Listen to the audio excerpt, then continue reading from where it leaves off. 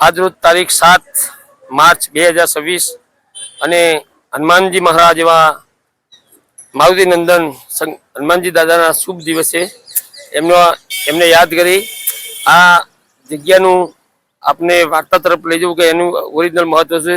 અમે આવ્યા છીએ આપણું એટલે મારું પોતાનું આપણું એવા ગાંધીનગર જિલ્લાના ગુજરાત રાજ્યના ગાંધીનગર જિલ્લાના અડાલજ ગામે અડાલજમાં વર્ષો જૂની અહીંયા એક ઐતિહાસિક વાવ છે.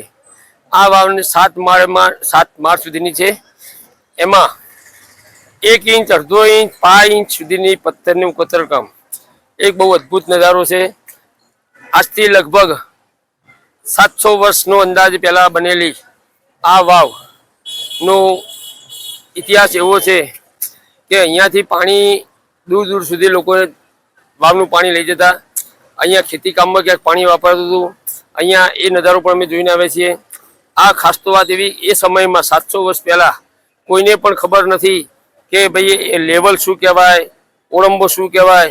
અને એ વખતના કારીગરો જે અત્યારે ભૂગર્ભમાં દરબાલા છે, આજે એમને સતત પ્રણામ કરવા જોઈએ.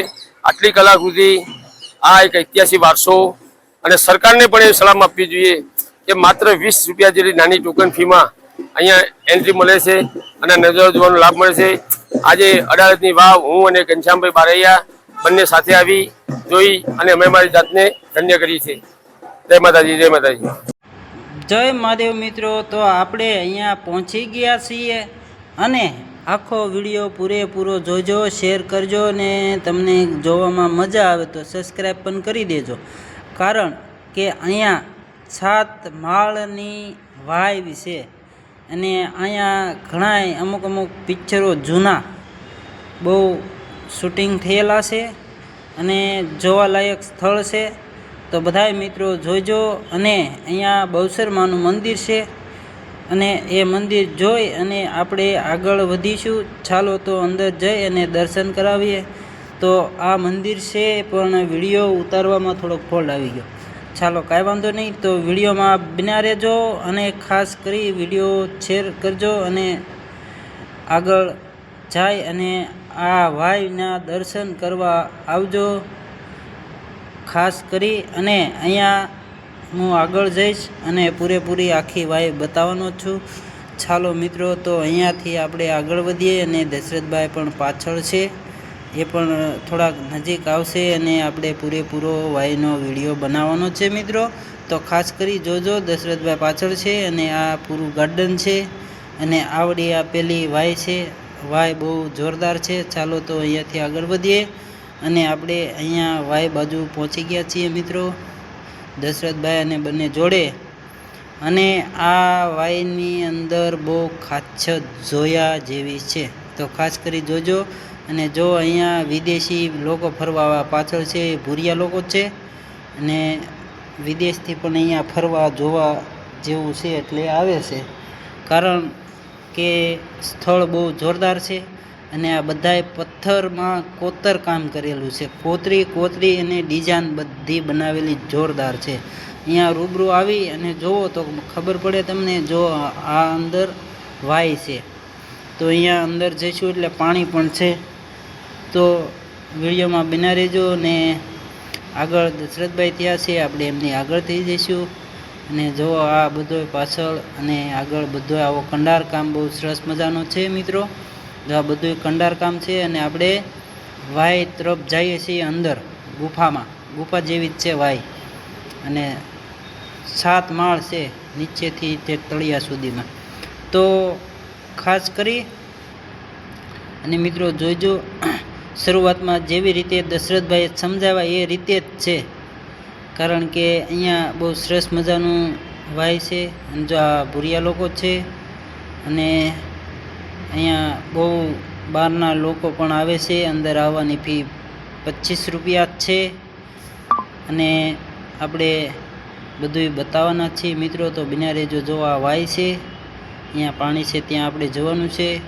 તો હજુ અંદર જઈશું અને તમને પાણી પણ બતાવીશ વાયની અંદર અને ત્યાંથી નજારો બતાવીશ ઉપરનો કે કેટલું ઊંડું છે. અને આ બધું કોતર કામ જ છે, પથ્થરની અંદર કોતરેલું જ છે બધું. પછી આ વાય બનાવેલી છે કોતર કામ કરીને. જો આ વાય છે આમાં સિક્કા પણ ઘણા છે. જો આ કેટલા માળ થાય ગણી લેજો, કારણ કે આ બધાય માળ જ છે અને નીચે પાણી છે. આની કહાની તો બહુ જોરદાર છે, એ આપણને ખબર નહીં, પણ દશરથભાઈ આગળના ઓલામાં સમજાવેલું છે.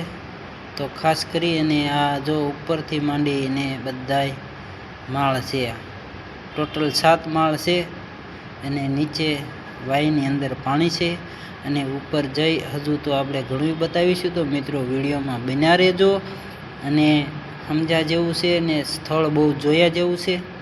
તો ગાંધીનગરમાં નજીકમાં આવેલી છે અને અહીંયાથી આપણે આગળ વધીએ, કારણ કે હજુ ઘણું બતાવવાનું બાકી છે મિત્રો. તો ખાસ કરી જોજો અને શેર કરજો. અને અમારે દશરથભાઈ ગજ્જર મને અહીંયા સુધી લઈને આવ્યા હતા અને જો એમની પાછળ પણ ભૂરા છે. આ બહારના લોકો ઘણાય ફરવા આવે બહારથી અને દશરથભાઈ ગજ્જર મને અહીંયા લાવ્યા, એમનો ખૂબ ખૂબ આભાર. કારણ કે હવે અમે ઉપર જઈએ છીએ, કારણ કે 7 માળના પગથિયા ચડવાના દશરથભાઈને થોડુંક કેવડાવે છે, પણ કશું વાંધો નહીં, છતાંય મને ફરવા માટે લાવ્યા છે. તો મિત્રો જોવા વાય હજુ હું બહાર જઈ અને ઘણું બતાવવાનો છું મિત્રો.